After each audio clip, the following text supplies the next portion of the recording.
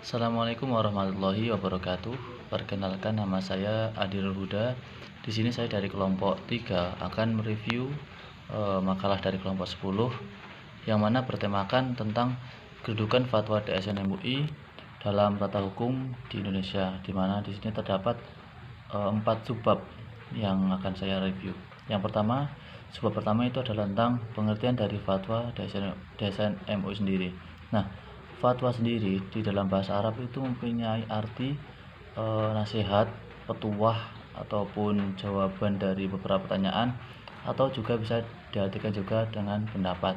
Nah, sedangkan secara istilah itu dapat diartikan dengan keputusan atau nasihat yang diambil oleh sebuah lembaga atau perorangan yang diakui otoritasnya dan disampaikan oleh seorang mufti atau ulama sebagaimana tanggapan atau jawaban terhadap pertanyaan-pertanyaan yang diajukan oleh peminta fatwa atau mustafti yang tidak mempunyai keterkaitan.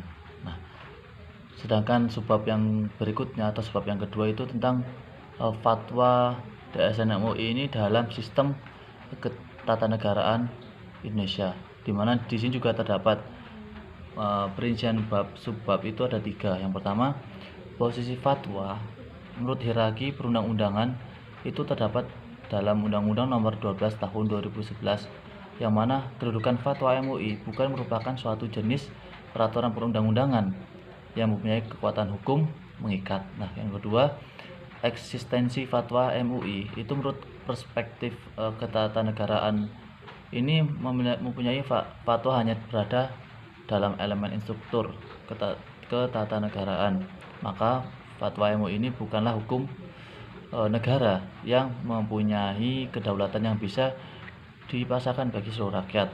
Artinya tidak semua rakyat bisa mengikuti fatwa tersebut. Yang ketiga itu adalah kedudukan fatwa MUI di pengadilan atau di arbiter. Kedudukan fatwa MUI di depan pengadilan atau itu bisa dijadikan keterangan atau pendapat ahli, juga dapat dikatakan doktrin ataupun dalam rangka pembuktian kasus sebuah kasus yang mana konkret dan individual. Kemudian yang sebab yang ketiga itu adalah kedudukan fatwa MUI menurut hukum positif di Indonesia. Sehubungan dengan kedudukan fatwa sendiri itu maka dapat dipersamakan dengan doktrin sebagaimana tadi disampaikan di depan. Itu juga disamakan seperti doktrin, dan kekuatannya fatwa ini tidak mutlak dan tidak mengikat sebagaimana yang telah berlaku pada ketentuan sebuah undang-undang ataupun putusan hakim.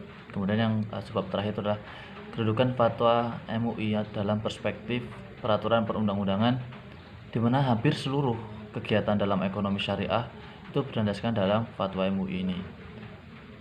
Namun fatwa DSN MUI ini hanya menjadi pedoman atau dasar berlakunya kegiatan ekonomi syariah. Jadi fatwa DSN ini bisa bersifat mengikat karena dianggap atau diserap ke dalam sebuah peraturan perundang-undangan.